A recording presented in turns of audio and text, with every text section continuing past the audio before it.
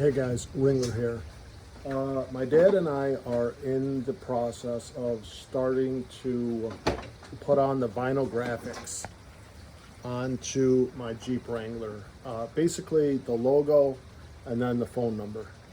And so we have picked a pretty rainy day today.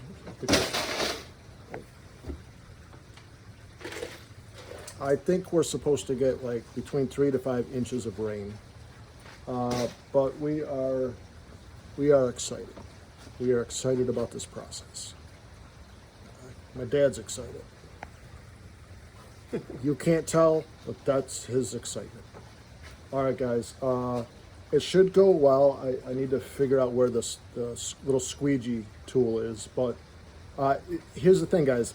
When you do your own graphics, it's really easy. It's really easy to mess it up if you're not careful. I don't know if I should tell my dad that. I've told him that this is a super easy process. That I told him that any idiot could do it, and